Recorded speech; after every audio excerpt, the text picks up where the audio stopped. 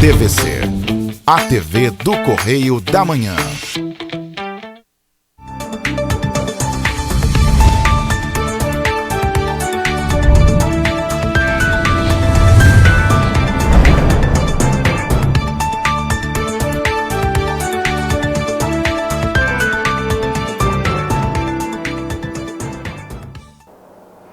Olá, está no ar mais uma edição do programa original. Hoje é quarta-feira, dia 11 de janeiro. Desde já agradeço a audiência e carinho, você que me acompanha em Petrópolis, Teresópolis, Três Rios, Paraíba do Sul, Nova Friburgo e Patidoféries. Muito obrigada pela audiência, pelo carinho, pelas mensagens carinhosas.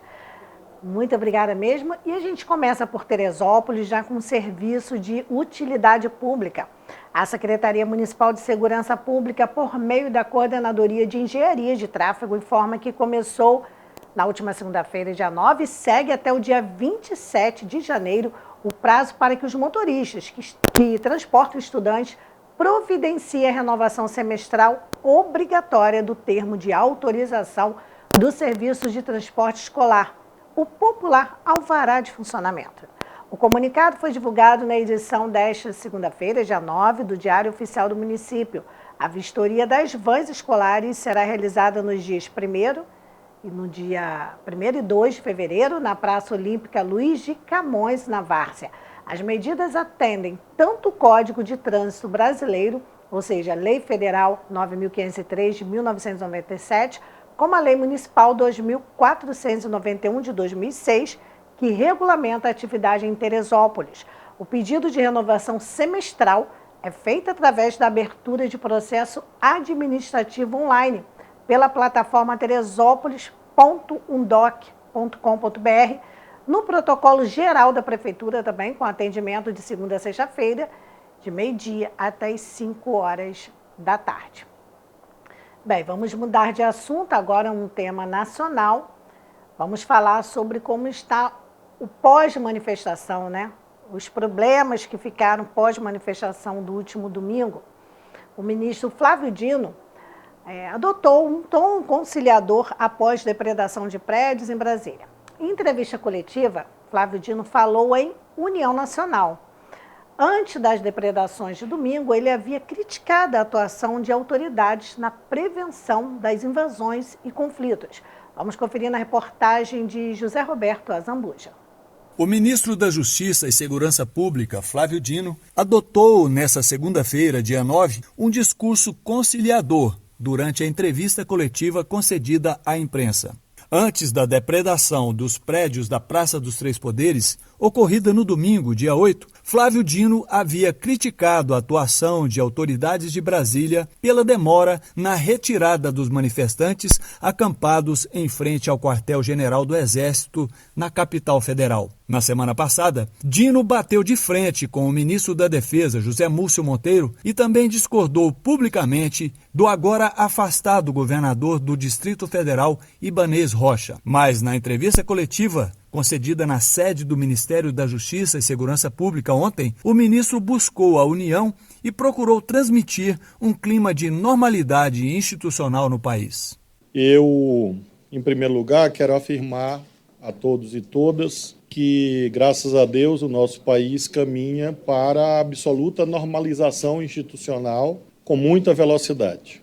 Hoje, o excelentíssimo presidente da República, Lula, realizou reuniões com os três poderes da República, também com os comandantes das Forças Armadas, de modo que tanto no que se refere às instituições civis, quanto no tocante às instituições militares, reina a plena compreensão quanto à importância da proteção da Constituição e da democracia. Da mesma forma, Flávio Dino evitou críticas ao ministro da Defesa, ao ser questionado se José Múcio Monteiro deveria ser responsabilizado pelo quebra-quebra nos prédios do Palácio do Planalto, do Congresso Nacional e do Supremo Tribunal Federal. Eu quero fazer aqui uma veemente defesa da correção, da lealdade, da sinceridade do ministro Múcio ao comandar uma das áreas mais difíceis do governo. Difícil pelas circunstâncias e pela história brasileira. E o ministro Zé Múcio optou por um caminho de diálogo com as instituições militares. E ele não pode ser condenado por isso, na minha ótica. O resultado depois pode levar a julgamentos precipitados. Eu prefiro acreditar que o ministro Múcio, nas condições difíceis em que ele atua, fez o máximo com sinceridade e com lealdade. Durante a entrevista coletiva, o ministro Flávio Dino pediu ao novo diretor da Polícia Federal, Andrei Augusto Passos, para explicar o andamento das investigações conduzidas contra os manifestantes, acusados de destruir o patrimônio público. Andrei Augusto informou que a Polícia Federal disponibilizou um efetivo de 1.000 agentes para atuar nos procedimentos de polícia judiciária. Tem uma diretriz muito clara do senhor ministro para a nossa atuação republicana nos limites da lei e da Constituição Federal, e assim nós vamos atuar com muita firmeza, muito rigor, mas nas atribuições, nas competências legais que nos dizem respeito. E as ações recentes apontam nesse sentido. Hoje estamos com mais de 1.000 pessoas em procedimentos de polícia judiciária na nossa academia, e não vamos aqui negligenciar com nossas funções, não é um favor que nós estamos fazendo, é o cumprimento de um dever legal, e nós vamos assim atuar até o último dia da nossa gestão à frente da Polícia Federal. Ao final da entrevista coletiva, o ministro da Justiça e da Segurança Pública reafirmou sua visão de união nacional em defesa da legalidade. Para Flávio Dino, o momento mais difícil já foi ultrapassado. Bem, desde o domingo, com as manifestações, depredações e tudo mais, o programa original, desde segunda-feira, nós estamos acompanhando aqui. Claro que a cada dia as coisas vão mudando, obviamente, porque as investigações vão caminhando. E no caso, ontem, terça-feira, a Câmara aprovou a intervenção federal no Distrito Federal por unanimidade, O Senado votou, inclusive, a Câmara votou, o Senado votou ontem, e é a segunda vez que o governo federal determina a intervenção numa unidade de federação desde a redemocratização do país. Vamos conferir na reportagem do jornalista Álvaro Couto. Em sessão extraordinária na noite desta segunda-feira, a Câmara dos Deputados aprovou de forma simbólica e por unanimidade a intervenção federal na segurança pública do Distrito Federal. O decreto foi assinado no último domingo pelo presidente da República, Luiz Inácio Lula da Silva, como resposta ao que chamou de, abre aspas, atos terroristas, fecha aspas, ocorridos no mesmo dia em Brasília. Desde a redemocratização do país, esta é a segunda vez que um presidente da República decreta intervenção na segurança pública de um ente federativo. Em fevereiro de 2018, o então presidente Michel Temer decretou intervenção federal na segurança pública do estado do Rio de Janeiro por 1 ano. Desta vez, o prazo é de 24 dias, válido até o dia 31 de janeiro. Uma intervenção federal ela se faz necessária a partir do momento que o Estado Democrático de Direito é atacado. E o que aconteceu em Brasília nessa semana foi justamente isso, a democracia sendo atacada e violentada. Além dos atos de vandalismo, a gente pode enquadrar isso sim como um terrorismo, porque terrorismo é todo aquele ato que incita violência, medo e ódio na população.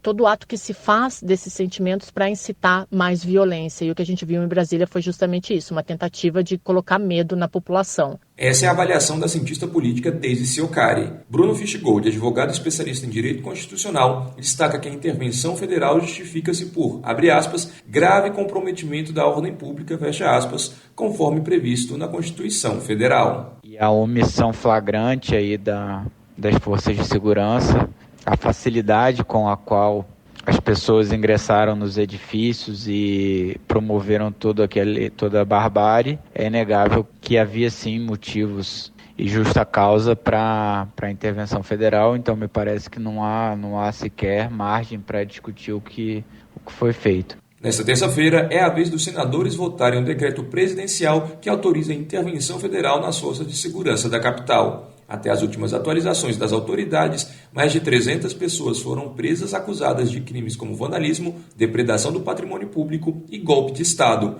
enquanto outras 1.200 estão detidas para prestarem depoimento. Como eu disse, vai mudando conforme as investigações vão caminhando. Então vai tudo mudando. A lista de pessoas, por exemplo, já mudou. A lista de pessoas presas nos ataques terroristas ocorridos na Praça dos Três Poderes no domingo, dia 8, em Brasília, chegou a 670 nomes na manhã de hoje, quarta-feira, dia 11. A relação foi divulgada pela Secretaria de Administração Penitenciária do Distrito Federal, após decisão da Justiça. As prisões ocorreram depois que as sedes dos poderes executivo, legislativo e judiciário foram invadidas e depredadas. Entre os presos também estão participantes do acampamento golpista que foi desmontado no quartel-general do Exército em Brasília. E segundo a SEAP, 1.028 detidos já ingressaram no sistema prisional do Distrito Federal até amanhã de hoje, quarta-feira. Do total, 637 homens foram levados ao centro de detenção provisória no complexo da Papuda. Outras 391 mulheres foram encaminhadas à penitenciária feminina do Distrito Federal. Bem, eu não gosto muito de englobar todo mundo dentro desse termo aí, golpista não, porque tinham pessoas lá que estavam realmente só se manifestando. Lá que eu digo, em frente ao quartel, não quem invadiu, quem quebrou, quem depredou. Obviamente, essas pessoas têm que ser identificadas e penalizadas. Mas tinham pessoas que estavam pacificamente em frente aos quartéis. Bem, ainda nesse assunto, o ministro Alexandre de Moraes determinou a prisão de Anderson Torres e do ex-comandante da Polícia Militar do Distrito Federal. A decisão é justificada em virtude da suspeita de omissão dos agentes públicos que não conseguiram deter as invasões e depredações na Praça dos Três Poderes. Vamos conferir na reportagem de Fernando Alves. O ministro do Supremo Tribunal Federal, Alexandre de Moraes, determinou a prisão do ex-secretário de Segurança Pública, Anderson Torres, e do ex-comandante da Polícia Militar do Distrito Federal, Fábio Augusto Vieira, nesta terça-feira. Os representantes do governo do Distrito Federal são apontados como suspeitos de omissão na condução dos atos que resultaram na depredação do Palácio do Planalto, Congresso Nacional e STF. Esses fatos, que causaram grande repercussão, levaram o presidente da República, Luiz Inácio Lula da Silva, a decretar intervenção federal na segurança pública do DF. Vitor Rain Siquirato, professor de Direito Administrativo da Faculdade de Direito da Universidade de São Paulo, explica como se caracteriza a omissão. A omissão é caracterizada quando o servidor demonstradamente tem o dever de agir, teria que ter agido e ele não age, ele deixa de exercer a sua função para evitar uma determinada situação ou para garantir a efetividade do cargo público que ele ocupa. No mesmo dia em que ocorreu o ataque aos prédios públicos, Ibanez Rocha, governador do DF, exonerou Torres do cargo. O ex-secretário é também ex-ministro da Justiça do governo Bolsonaro. Mais tarde, Alexandre de Moraes determinou o afastamento do governador por 90 dias. O coronel Vieira, que comandou a ação da PM durante o ataque, foi preso nesta tarde. No mesmo dia em que ocorreu a ofensiva do Judiciário, o subprocurador-geral do Ministério Público junto ao Tribunal de Contas da União, Lucas Rocha Furtado, pediu o bloqueio de bens do ex-presidente Jair Bolsonaro, de Ibanez Rocha e Anderson Torres. Vitor Rain afirma que a responsabilização patrimonial, caso seja comprovado o envolvimento por ação ou omissão, depende de um longo processo. O Estado responde objetivamente pelos danos que ele houver causado à sociedade e o Estado tem um direito de regresso contra o agente público que causou o dano. Havendo o vínculo entre a omissão e o resultado, é perfeitamente possível que haja a responsabilização pessoal e, consequentemente, patrimonial. Mas isso é um processo complicado, teria que haver uma apuração de responsabilidades e teria que haver uma ação de ressarcimento de danos. Não é alguma coisa automática, é alguma coisa que depende de um processo relativamente longo. Segundo fontes ligadas ao governo federal, a investigação das responsabilidades de ex-gestores públicos nas depredações do último domingo ainda podem ter outros desdobramentos graves nos próximos dias. Nós vamos acompanhando aqui, por exemplo, o interventor de segurança pública no Distrito Federal, Ricardo Capelli, determinou a exoneração de 13 servidores da Secretaria de Segurança Pública do Distrito Federal que estavam atuando no domingo, dia 8, durante a invasão às sedes dos Três Poderes em Brasília e que foram nomeados pelo ex-secretário Anderson Torres, né, que é esse jovem que vocês viram aí, várias fotos. Então, tem até uma lista que a gente nem vai falar aqui, quem quiser tem na internet, a lista desses funcionários exonerados. A medida foi publicada em uma edição extra do Diário Oficial do Distrito Federal ontem, terça-feira, dia 10. Na mesma publicação, novos nomes foram nomeados para os cargos que ficaram vagos. É isso. E no próximo bloco, nós vamos voltar já falando do Correio Petropolitano, as suas manchetes, as principais notícias Nós vamos mostrar aqui, porque já é o jornal queridinho da região. Então, no próximo bloco, a gente volta falando disso, de outras notícias também e muito mais. Fique ligadinho, porque o programa está apenas começando.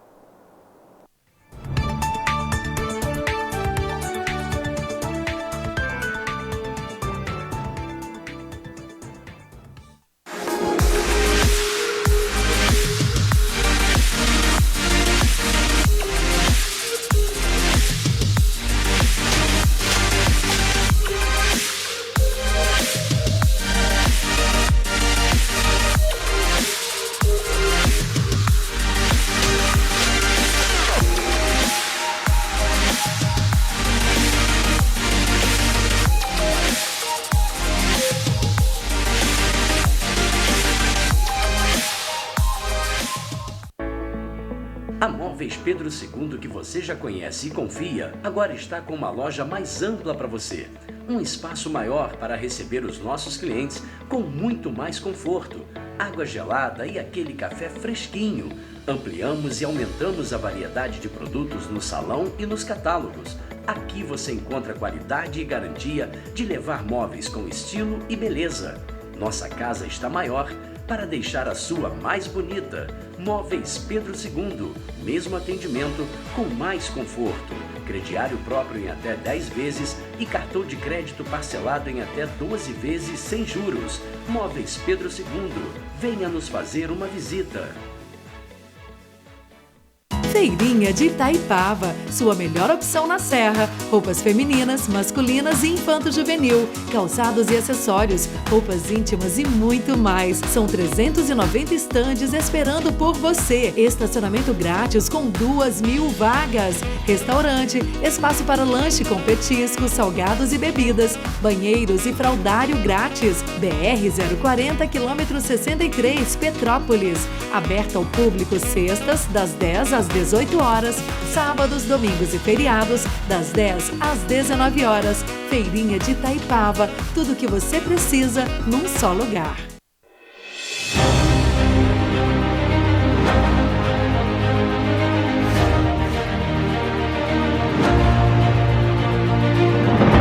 Não é jornalismo de direita, é jornalismo direito. Correio Petropolitano. Tudo que seu jornal não deveria ter deixado de ser. Todos os dias, em uma banca perto de você.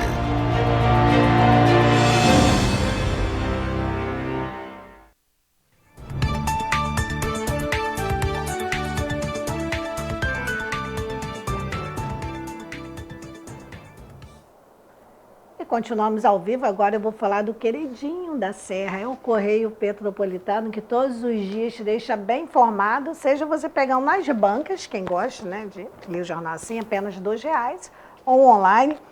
Vamos lá para as manchetes. Ministra do Turismo recebe apoio do setor e vai priorizar a solução do Galeão. O mandato coletivo da Câmara rachou, agora nós vamos para Petrópolis, né? Coletivo feminista pessoal que ocuparia a cadeira de suplente na Câmara se dividiu. Fica a incerteza sobre quem entrará na vaga aí do Yuri Moura. Esse pessoal nem se entende, né? Misericórdia. Vazamento de esgoto nos rios é problema que se repete também em Petrópolis. E ainda em Petrópolis, muitas outras informações. Chuva constante preocupa moradores. As chuvas de Petrópolis neste fim de semana gerou preocupação. E a chuva vai seguir, né? Não é nem mais notícia a chuva, gente. É a famosa chuvópolis.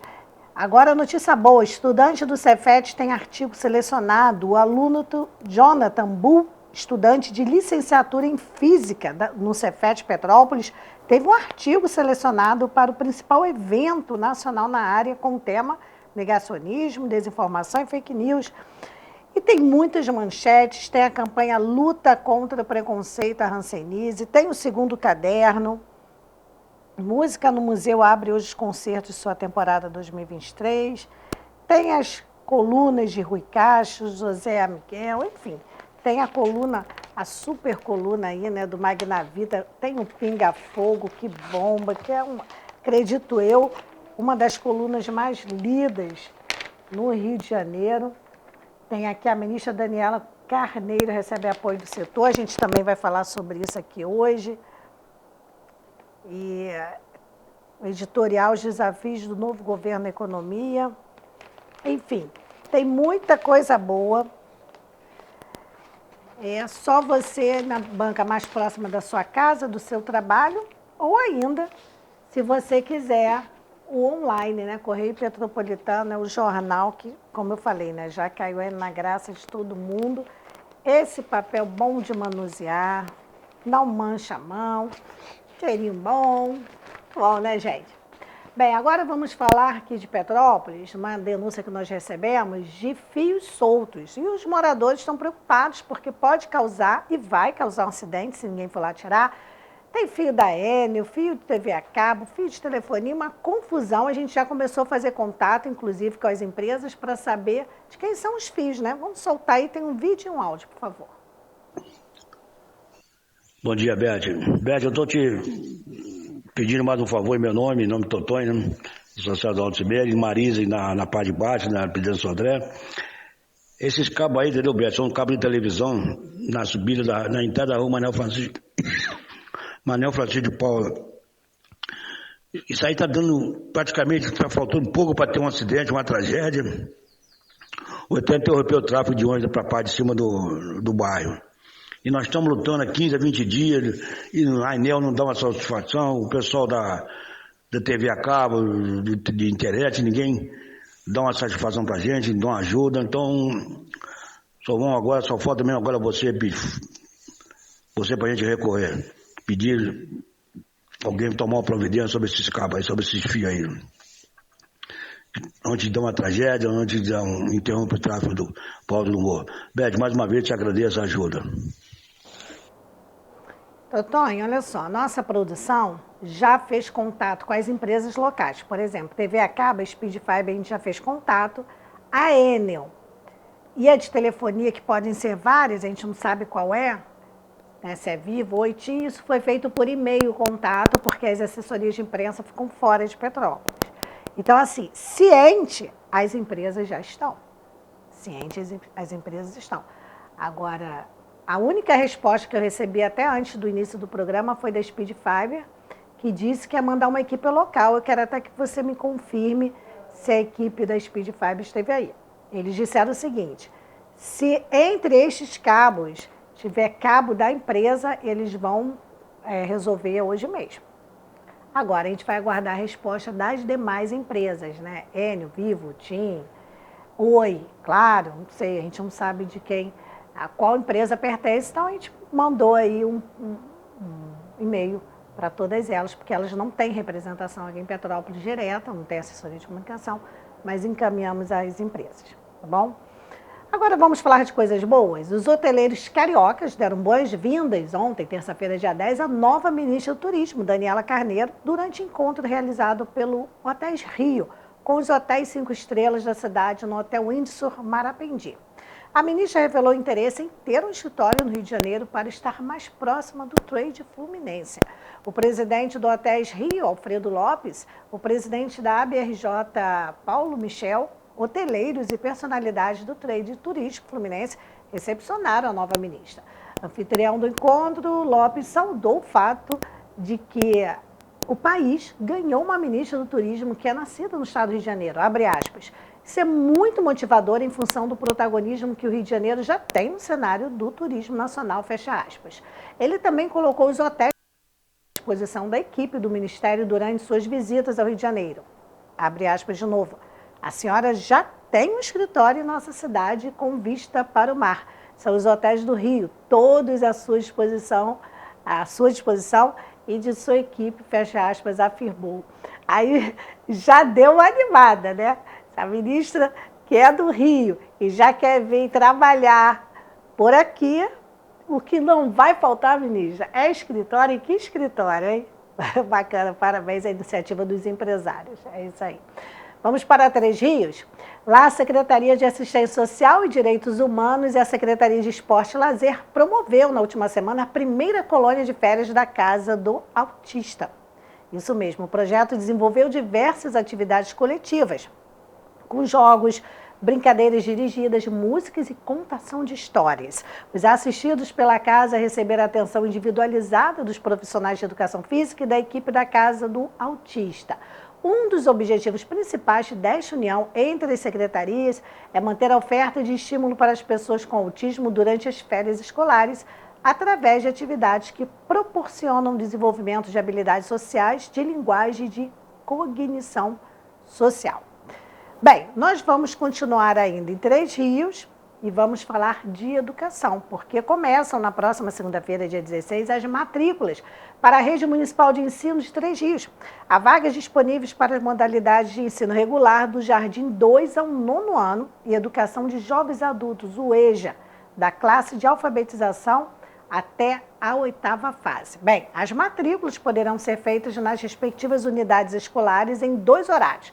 De 8 da manhã ao meio-dia, e tem aquela pausa para o almoço, o pessoal ia almoçar, e depois de 1 às 5 da tarde. São necessários os seguintes documentos dos alunos: certidão de nascimento, CPF, cartão de vacina, cartão do NIS, atestado de saúde, tipagem sanguínea e 2 fotos 3x4 dos responsáveis, do aluno a foto, tá? Dos responsáveis, somente RG, CPF e comprovante de residência. E ainda falando aí de crianças, nós vamos falar de um assunto agora que muitos pais já devem ter visto, né? A criança que tem aquele pezinho chato. Né? A minha filha mesmo, quando era menorzinha, tinha. Então não ficou muito 100% não. Mas aquele pezinho mais, que a gente chama de pé chato, né? Então, mas é de pé chato que a gente ia falar hoje? Eu acho que não, né? Eu acho que a gente é de pé chato. Eu acho que é o pé chato. Isso mesmo, né? É porque hoje tem 2 assuntos com criança, eu me confundi. Mas o primeiro é pé chato, sim. O outro é outro assunto. Bem, você sabe o que é pé chato em crianças? Eu não sabia, né? Agora eu sei. O Felipe Cordeiro, que é ortopedista pediatra, ele fala sobre o assunto, traz várias dicas. É um vídeo curtinho, mas é muito interessante, porque muitas das vezes a criança anda normal e tudo, mas é aquele pezinho chatinho e isso precisa cuidar. Vamos acompanhar. Você certamente já ouviu pais, mães, avós reclamarem que seu filho pisa para dentro, que ele não tem a curvinha dos pés ou que ele pisa torto. Essas são as principais queixas relacionadas ao pé chato na criança. Mas afinal de contas, o que é pé chato? Dizemos que uma criança tem pé chato quando ela apresenta ausência ou diminuição da curvatura do arco plantar do pé. É o arquinho de dentro do pé, o que chamamos de curvinha. Na grande maioria das vezes, essa é uma condição fisiológica da criança e por isso os pais não devem se preocupar. Só para você ter uma ideia de quanto é comum, até os 2 anos de idade, 90% das crianças apresentam essa alteração e 50% mantém essa alteração até os 4 anos de idade. Isso acontece porque as estruturas responsáveis pela formação da curvinha do pé, a fáscia plantar e a musculatura intrínseca, ainda não estão desenvolvidas nessa idade. Quando a criança começa a andar por volta de 12 a 16 meses de idade, o arco plantar começa a se desenvolver pelo fortalecimento dessa musculatura de dentro do pé. Isso pode demorar muitos anos para ocorrer. É importante que você saiba que muitas pessoas mantêm o pé chato na fase adulta e que isso geralmente é uma característica individual de cada um e não causa os problemas no quadril, coluna ou joelho como antigamente se previa. Apesar de ter uma evolução natural bem favorável, isso não significa que os pais não devam ficar atentos à evolução do pé da criança e à caminhada do seu filho. Existem algumas situações em que os pais devem se preocupar com o pé chato, e é isso que eu quero destacar. O principal sintoma é a dor. Não é comum as crianças sentirem dor nos pés. Isso geralmente está relacionado a calçados inadequados, a calosidades, a sobrecarga mecânica no pé. Algumas crianças apresentam barras ósseas ou ossos acessórios que também podem incomodar. Importante não confundir a dor no pé com a dor nas pernas, que geralmente são comuns nas crianças, chamadas de dor do crescimento. Outro sintoma é a presença de calos ou deformidades mais graves. Nessas deformidades mais graves, acaba havendo uma sobrecarga mecânica no pé da criança, e isso pode levar a calos ou feridas que podem incomodar seu filho. Você deve ficar atento também à diminuição da mobilidade do pé do seu filho. Podemos diferenciar os pés planos ou pé chato em 2 tipos, os flexíveis e os rígidos. Geralmente, os pés flexíveis são aqueles pés mais benignos, ou seja, que não tem problema. Para você diferenciar se seu filho tem um pé rígido ou flexível, basta você fazer um teste simples, deixar seu filho na ponta dos pés. Se o seu filho formar a curvinha enquanto ele fica na ponta dos pés, quer dizer que seu filho tem uma mobilidade ali na articulação dos ossinhos do pé. Isso quer dizer que seu filho não apresenta nem barra óssea e nem um osso acessório que pode levar à rigidez. Caso seu filho não forme a curvinha do pé durante esse teste, isso significa que ele tem o pé rígido. Isso pode significar que ele tem uma barra entre os dois ossinhos do pé ou um osso acessório que esteja dificultando a mobilidade das articulações. Outro sintoma que você deve ficar atento é o atraso neuropsicomotor do seu filho. Algumas crianças apresentam alterações neurológicas e essas alterações acabam levando a desequilíbrios musculares que podem levar ao pé chato. Os principais sinais que podem sugerir que seu filho tem algum problema neurológico são as alterações de marcha, algum desequilíbrio durante a marcha, ou seu filho está começando a demorar um pouquinho para andar, ou algumas contraturas musculares. Em alguns casos neurológicos, as crianças apresentam diminuição da força muscular, também conhecida como hipotonia. Isso também pode ser um sintoma. Na presença de qualquer um dos sinais e sintomas que eu falei, você deve procurar um médico. Nessa situação, o médico mais indicado é o ortopedista pediátrico. Esse é o objetivo do canal Doutor Ajuda, manter vocês bem informados e ajudar seu médico a chegar no melhor diagnóstico e tratamento. Obrigada aí ao doutor Felipe. Bem, agora vamos para um breve intervalo, a gente volta já no próximo bloco. Gente, fique ligadinho, porque esse assunto interessa todo mundo. O salário mínimo, que o Bolsonaro saiu e deixou 1.302, o Lula disse que era 1.320, mas parece que o aumento para 1.320 mesmo será só em maio. E também vamos falar aí do saque do PIS/PASEP, então fique ligadinho que tem muito assunto interessante ainda. Volto já.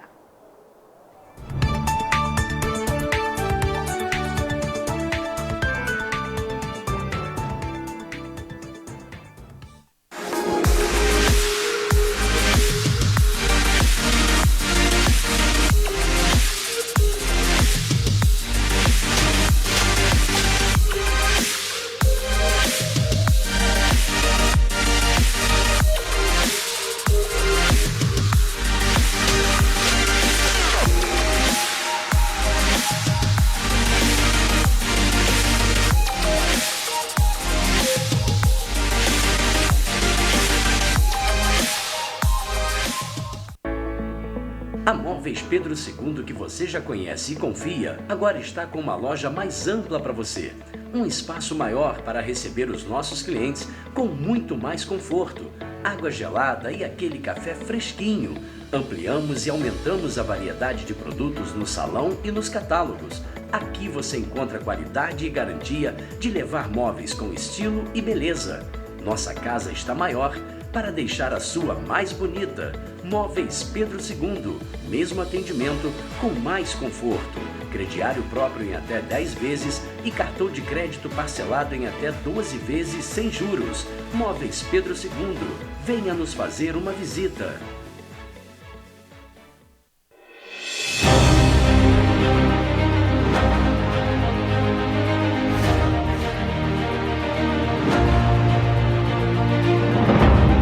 Jornalismo de direita. É jornalismo direito. Correio Petropolitano. Tudo que seu jornal não deveria ter deixado de ser. Todos os dias, em uma banca perto de você.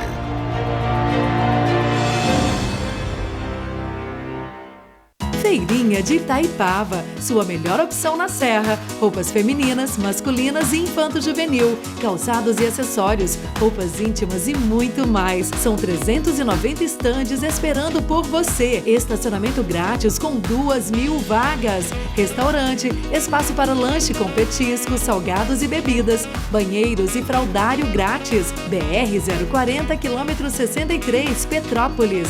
Aberta ao público sextas, das 10 às 18 horas, sábados, domingos e feriados, das 10 às 19 horas. Feirinha de Itaipava, tudo o que você precisa num só lugar.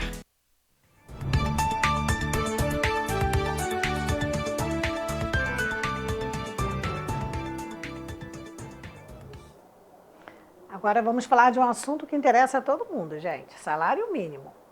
Esse salário mínimo, que a gente vem falando aí desde que o presidente Lula assumiu, né, que o Bolsonaro deixou 1.302, queria 1.320, pode ser reajustado para 1.320 somente em maio. De acordo com a equipe econômica do governo, não há todo o orçamento necessário para aumentar o piso no momento. Vamos conferir na reportagem da colega Natália Guimarães.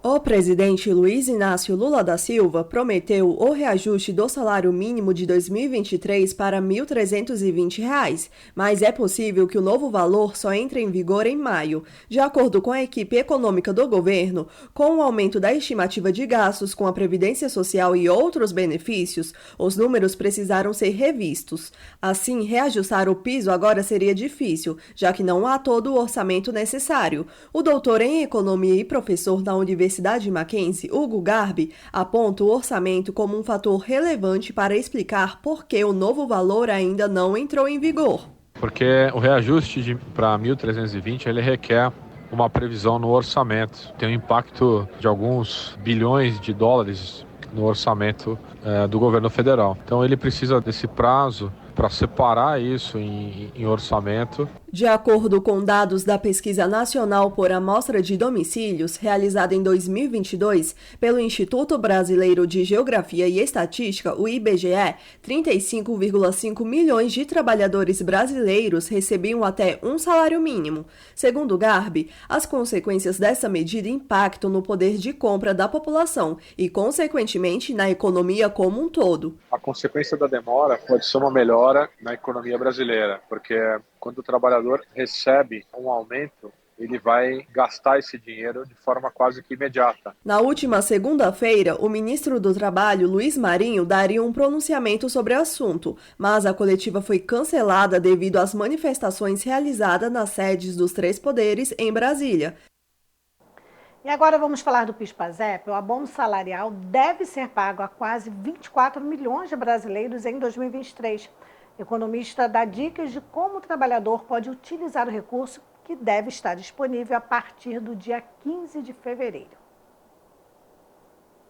Cerca de 23,6 milhões de trabalhadores brasileiros devem receber o abono salarial em 2023, relativo ao ano base 2021. O Ministério do Trabalho e Previdência estima que o valor pago deve chegar a 24,4 bilhões de reais. De acordo com o calendário publicado pelo Conselho do Fundo de Amparo do Trabalhador em dezembro, os pagamentos começarão a ser efetuados a partir do dia 15 de fevereiro. O valor a ser pago é de até um salário mínimo. A contadora e vice-presidente de Fiscalização, Ética e Disciplina do Conselho Regional de Contabilidade do Rio de Janeiro, Ilan Reis, explica ao trabalhador como fazer o cálculo do valor que deve receber. O abono salarial do PIS/PASEP é um benefício que funciona como um 14º salário pago ao trabalhador de baixa renda. O valor pago é de até um salário mínimo e varia de acordo com o tempo que a pessoa trabalhou. Se ela trabalhou o ano todo, recebe um salário mínimo. Se trabalhou um mês, ele vai ganhar proporcionalmente. Vai pegar o salário mínimo, divide por 12 e vai multiplicar pela quantidade de mês trabalhado. Para o economista Renan Gomes de Pieri, a injeção do abono salarial na economia tem um impacto relevante. Ele destaca que, apesar do recurso ser previsto e pago todos os anos, gera mais consumo, o que movimenta principalmente o setor de serviços. O economista indica algumas maneiras possíveis para os trabalhadores utilizarem o valor a ser recebido. O sempre indicado é, no caso de dívidas, focalizar nessas dívidas, claro, tentando negociar, aproveitando que o recurso está em mãos, se ele já não tiver destinação. Agora, se não é uma família que tem dívidas e também tem um plano de curto prazo, enfim, buscar investimentos que possam dar mais segurança para esse trabalhador no futuro. Atualmente a gente tem vivido um momento de alta das taxas de juros, então os ativos de renda fixa, que são mais seguros, estão pagando remunerações maiores, então talvez aí seja a curto prazo uma boa estratégia para começar a investir e a guardar dinheiro. De acordo com o Ministério do Trabalho, para receber o abono salarial, o trabalhador precisa estar cadastrado no PIS/PASEP ou no CNIS há pelo menos 5 anos. Além disso, é preciso que tenha trabalhado para empregadores que contribuem para o PIS ou PASEP, ter exercido a atividade durante pelo menos 30 dias, recebido até 2 salários mínimos médios de remuneração mensal no período trabalhado e ter seus dados informados corretamente pelo empregador na relação anual de informações sociais ou no e-social do ano considerado para a apuração. Os trabalhadores de empresas privadas inseridos no Programa de Integração Social PIS vão receber pela Caixa Econômica Federal. Já os empregados da administração pública terão o Banco do Brasil como agente pagador. É isso aí, gente. Assunto economia, PIS/PASEP, mas aí tem os proprietários dos cãezinhos desesperados, né? A gente está aqui ao vivo, foi mandando, a produção acabou deixando escapar. Vamos pedir aí, né? Já que Isso, o pessoal está pedindo ajuda aí dos cãezinhos que sumiram, gente. Aí, ó. O Oré e o Bu fugiram ontem, dia 10, nas imediações do bairro Independência. Caso alguém os avise, vão entrar em contato com os números. Tem os números aí na tela. O programa, né? Eles estão cheios de espinhos e muito molhados, são dóceis. Mas o marrom, né? O caramelo ali é medroso com estranhos. Eles são mansos, mas são medrosos. Tem os números que estão na tela, falar com a Nádia ou com a Natália. E claro, se você não conseguiu anotar a tempo os números, é só no Facebook lá e buscar, tá bom, gente? É isso aí. Agora vamos sair do papo de economia, do papo de cachorro perdido e vamos falar de saúde.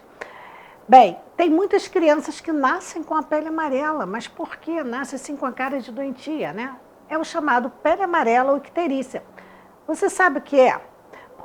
Por que algumas crianças nascem assim? O pediatra neonatologista Bruno Maerrara vai falar sobre o assunto, um vídeo curtinho, mas muito importante, não precisa ninguém ficar apavorado. Ele explica direitinho pra gente por quê. Icterícia é a coloração amarelada na pele ou nos olhos. Isso acontece por um aumento de um pigmento no sangue chamado bilirrubina. É muito comum nos recém-nascidos e, em geral, não causa maiores problemas. Só para você ter uma ideia, 70% dos recém-nascidos têm icterícia. Na maioria dos casos, ela é normal e transitória. Costuma aparecer por volta do 3º dia de vida e desaparece em 2 semanas de vida. O problema da icterícia é que ela pode ser muito grave. Em alguns casos, os níveis de bilirrubina podem subir demais, alcançando níveis tóxicos para o cérebro. Nessa situação, o recém-nascido pode desenvolver sequelas graves, como surdez, paralisia cerebral e retardo mental. Então, o que você pode prestar atenção para diferenciar uma icterícia grave de uma icterícia normal? Existem 3 sinais de gravidade que na medicina nós chamamos de sinais de alerta. O primeiro é quando a icterícia aparece nas primeiras 24 horas de vida, sendo que o normal é que ela apareça por volta do 3º dia de vida. O segundo é a taxa de bilirrubina muito alta no sangue. Isso é dosado em um exame laboratorial de sangue. Só para você ter uma ideia, a média é em torno de 15. Acima disso, é necessário investigar. E por fim, a icterícia associada a fezes esbranquiçadas ou urina escura. Isso sugere um outro tipo de icterícia. Em qualquer uma dessas situações, o ideal é que o seu filho seja avaliado por um pediatra em um hospital. Tem mais um aspecto que eu quero destacar. São as situações em que o recém-nascido tem uma chance maior de desenvolver uma icterícia mais grave. São os chamados fatores de risco. Qual o seu tipo sanguíneo? Se o tipo sanguíneo O, A ou B da mãe for diferente do recém-nascido, isso pode ser uma causa de icterícia. Por exemplo, mãe do tipo sanguíneo O e recém-nascido do tipo sanguíneo A ou B. Seu filho é prematuro? Recém-nascidos prematuros, ou seja, aqueles que nasceram antes de 37 semanas de gestação, têm um risco maior de desenvolver icterícia mais grave. Seu filho tem manchas arroxeadas pelo corpo, nesse caso, o fator de risco são hematomas no corpo. Você é descendente de oriental? Descendentes de asiáticos têm um risco maior de desenvolver icterícia neonatal. Você já teve um filho com icterícia? Se um irmão ou irmã tiver icterícia, a chance do recém-nascido atual também ter aumenta. Se você está aguardando o nascimento do seu filho ou já tem um recém-nascido em casa, fique atento a todas essas informações que eu falei. Nos casos de fatores de risco ou sinais de alerta ou em casos duvidosos, não deixe de falar com seu pediatra. Esse é o canal Doutor Ajuda e seu objetivo é transformar você em um paciente mais bem informado. É isso aí, muito obrigada ao doutor Bruno. Muitas informações relevantes, gente. Eu gosto muito dessa equipe Doutor Ajuda. Bem, o programa está terminando. Fique agora direto da redação, com notícias, informações com Gabriel Fachola. E logo depois, a programação da TV Correio da Manhã continua com Richard Stolzenburg no Correio Petropolitano Debate. Muito obrigada pela audiência, pelo carinho. Eu volto amanhã, se Deus quiser. Até lá.